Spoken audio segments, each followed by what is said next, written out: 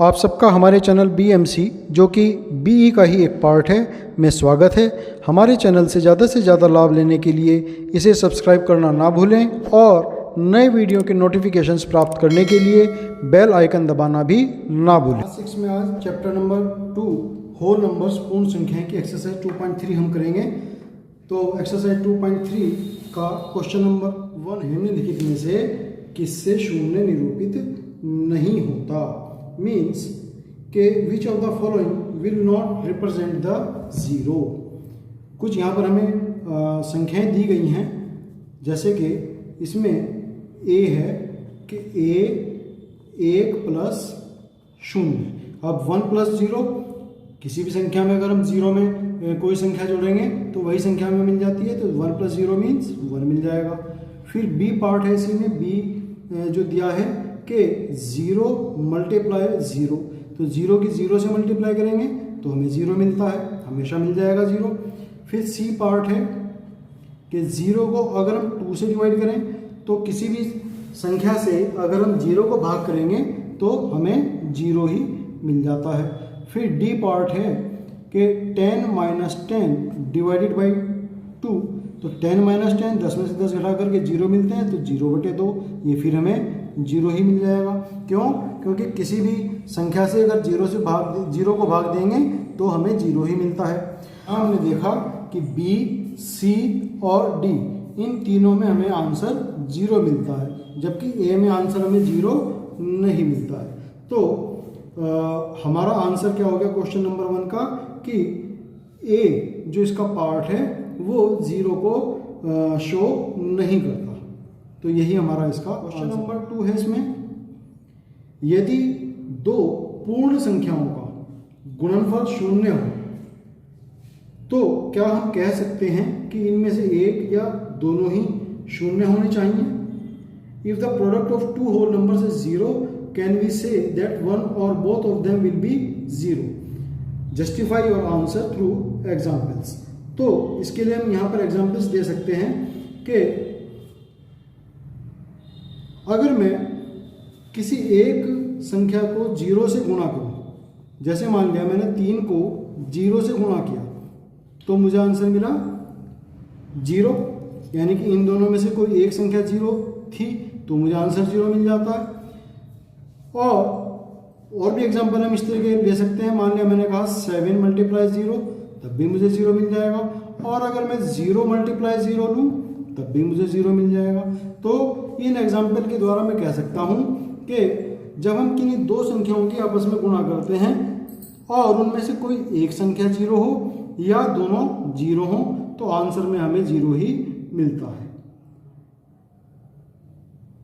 तो ये हमारा क्वेश्चन नंबर 2 यहाँ पर कंप्लीट हुआ। हम कह सकते हैं कि गुणनफल में एक या दोनों संख्याएं 0 होने पर हमें 0 ही मिलता है। क्वेश्चन नंबर 3 है if the product of two whole number is 1 can we say that one or both of them will be 1। Justify your answer through examples. तो यदि दो पूर्ण संख्याओं का गुणनफल 1 है तो क्या हम कह सकते हैं कि इनमें से एक या दोनों ही 1 के बराबर होने चाहिए। उदाहरण देकर अपने उत्तर की पुष्टि कीजिए। तो इसका आंसर है कि if only one number be 1 then the product can not be equal to 1।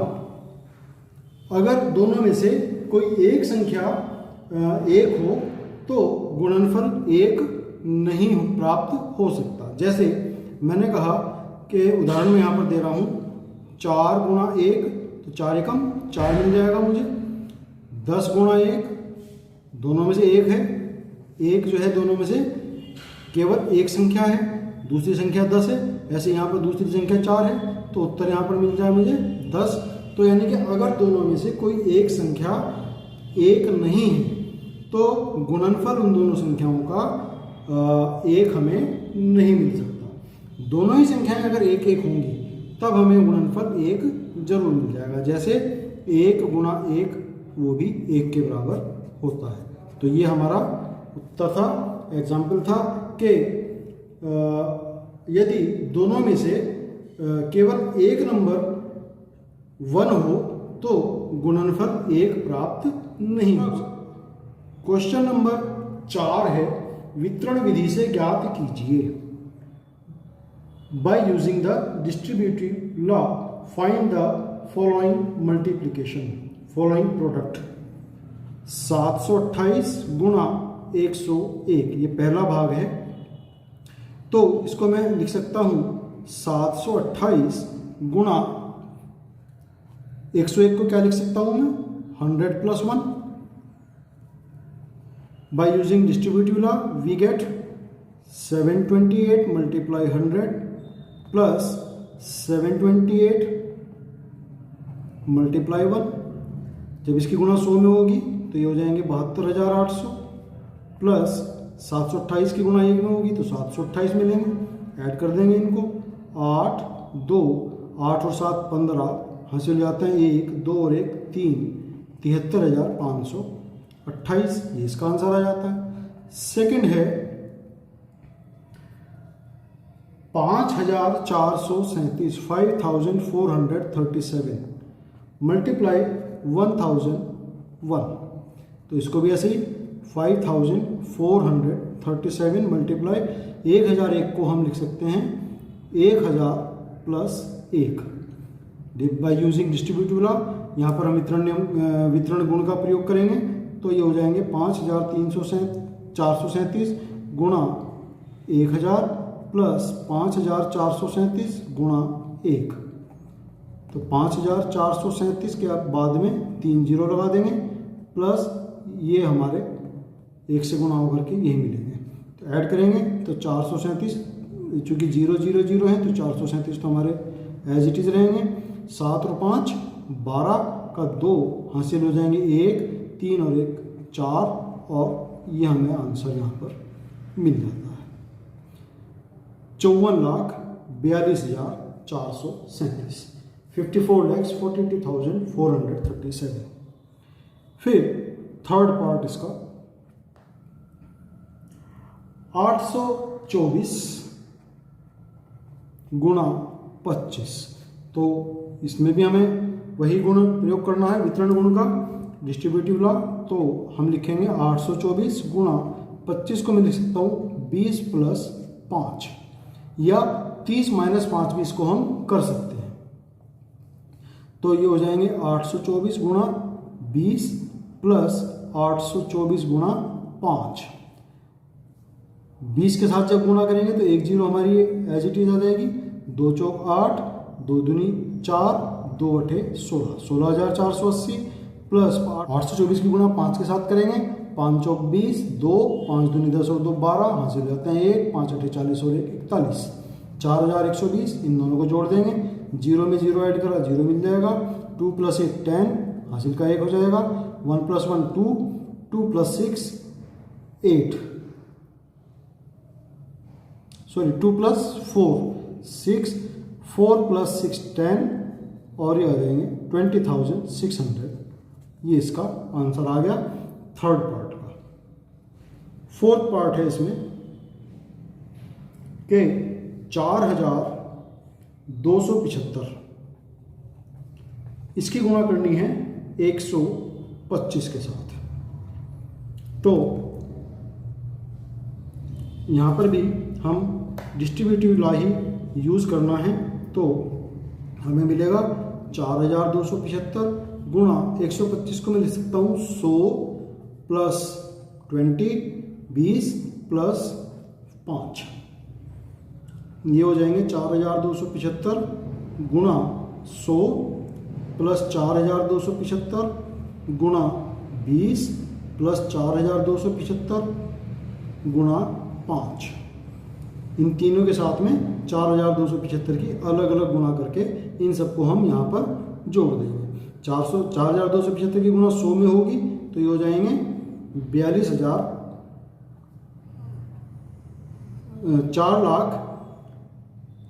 4,27,500, और फिर 20 के साथ गुणा होगी तो 0, 2 पंजे 10 का 0 हासिल हो जाते हैं 1, 2 7 14 और 1 15 का 5 हासिल हो जाते हैं 1, 2 दूनी 4 और 1 5, 2 चौक 8, 85,500।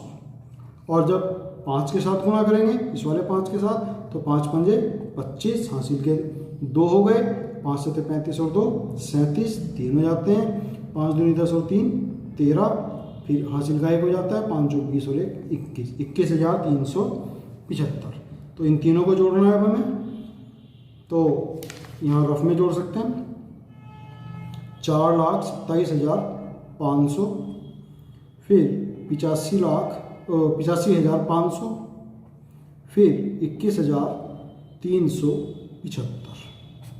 5 7, 5 और 5 10 और 3 13, हासिल हो जाते हैं 1, 7 और 1 8, 8 और 5 13, 13 और 1 14, हासिल हो जाते हैं फिर 1, 2 और 1 3 और 8 11 और 2 13 का 3, हासिल हो जाता है 1, 4 और 1 5।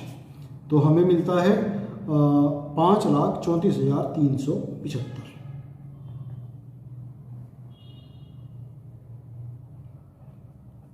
ये इसका हमें आंसर यहाँ पर मिल जाता है।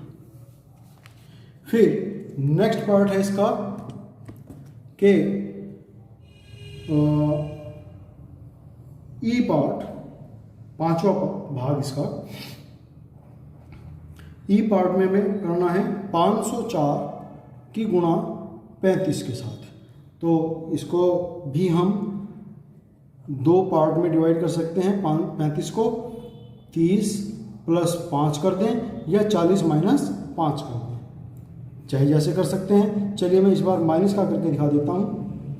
504 गुणा 40 माइनस 5, ये हो जाएंगे 504 गुणा 40 माइनस 504 गुणा 5। तो 504 की गुणा 40 में 0 तो ये आ ही जाएंगे, 4 चौक 16, हासिल होंगे 1, 4 0 0, हासिल का 1 आ जाएगा, 4 पंजे 20, 20,160 माइनस 5 चौक 20 का 0, हासिल हो जाते हैं 2, 5 0 0 और हासिल के 2 आ गए, 5 पंजे 25, 2,520। तो 20,160 में से 2,520 घटाना है, 0, 6 में से 2 गए 4, 11 में से 5 गए 6 और यहाँ बचे हमारे 19, 19 में से 2 गए 17, 17,640। ये इसका आंसर है। चाहे हम यहाँ सब्ट्रैक्ट वाला मेथड ले लें, चाहे एडिशन वाला मेथड ले लें 30 प्लस 5 करके, तब भी हमारा आंसर यही आना है। फिर नेक्स्ट है इसमें क्वेश्चन नंबर 5। क्वेश्चन नंबर 5 है, निम्नलिखित प्रतिरूप का अध्ययन कीजिए। निम्नलिखित प्रतिरूप का अध्ययन कीजिए। Study the following pattern. यहाँ में एक पैटर्न दिया हुआ है कि 1 × 8 + 1 इक्वल हमें 9 मिलता है। फिर 2 × 8 + 2 तो हमें 98 मिल जाता है। फिर 123 × 8 + 3 तो हमें ये मिल जाता है 987। फिर उसके बाद में 1000, इसमें हम क्या कर देते हैं, ये 4 और लगा देते हैं और गुणा 8 से और फिर प्लस के 4, तो अब हमें 9 8 7 6 मिल जाएंगे। फिर नेक्स्ट होगा कि इस बार हम कहाँ तक ले गए, 5 तक ले गए। 1 2 3 4 5 गुणा 8 और 5 ही हमने इसके अंदर ऐड किया, तो 5 देखो, तो हमारा यहाँ पर 1 था तो 1 इस डिजिट में हम आया था हमारा रिजल्ट। यहाँ हमने 2 ऐड किया और यहाँ पर भी 2 एक्स्ट्रा कर दिया तो 2 डिजिट में आया। 3 था तो 3 डिजिट में आया, 4 था तो 4 डिजिट में आया, इस बार 5 है तो 5 डिजिट में आएगा। 9 8 7 6 5। एक एक अंक जो बढ़ रहा है वो पिछली संख्या से 1 कम हमें मिलता है। 9 था तो यहाँ पर जो दूसरा अंक बढ़ा 8 आया, 9 से 1 कम 8, फिर 8 से 1 कम 7, फिर 7 से 1 कम 6, फिर 6 से 1 कम 5। तो अब इसके हमें नेक्स्ट 2 और स्टेप्स लिखने हैं। तो कहाँ तक बढ़े हम, 5 तक बढ़े, तो अब आ जाएगा 1 2 3 4 5 6, 1,23,456। इसको हम 8 से गुणा करके 1 2 3 4 5 था, इस बार 6 ऐड करेंगे तो आंसर क्या आएगा हमारा, हमें ये सब गुणा करने की और फिर जोड़ने की आवश्यकता नहीं है, केवल इस पैटर्न को पढ़ के ही हम आंसर लिख देंगे। तो यहाँ पर 6 हमने ऐड किया है, तो जो आंसर आएगा 6 डिजिट में आएगा, और जो डिजिट होगी 9 8 7 6 5 4, ये डिजिट आ जाएगी इसकी। फिर एक डिजिट और आगे बढ़ाना, एक स्टेप और आगे चलना है, तो 1 2 3 4 5 6 7 तक आ जाएंगे, 8 मल्टीप्लाई में और प्लस 7। तो अब एक डिजिट और बढ़ेगी इसमें, और पिछली वाली डिजिट से एक कम, यानी कि 3 इसमें बढ़ जाएंगे, तो 9 8 7 6 5 4 3। तो ये हमारे 2 स्टेप जो हमने बढ़ाए वो इसका आंसर आ गया। तो इस प्रकार से एक्सरसाइज 2.3 हमारी यहाँ पर कंप्लीट होती है, और इसी के साथ हमारा ये चैप्टर पूर्ण संख्याएं होल नंबर भी कंप्लीट होता है। अगर इस चैप्टर में या इससे पहले चैप्टर में किसी की कोई भी समस्या है तो वीडियो के डिस्क्रिप्शन में मेरा व्हाट्सएप जो ग्रुप है वो भी उसका लिंक दिया गया है, और मेरा इंस्टाग्राम अकाउंट का भी एड्रेस दिया गया है। तो वहाँ पर आप मेरे को फॉलो करके उसका अपने जो भी प्रॉब्लम है वहाँ आप मेरे से पूछ सकते हैं, निश्चित रूप से आपको उसका जवाब मिलेगा। यदि आपको मेरा वीडियो पसंद आता हो तो इसको लाइक बटन ज़रूर करें, और ज़्यादा से ज़्यादा शेयर भी करें, जिससे बहुत से स्टूडेंट इसका लाभ उठा सकें। धन्यवाद, आपका दिन शुभ हो।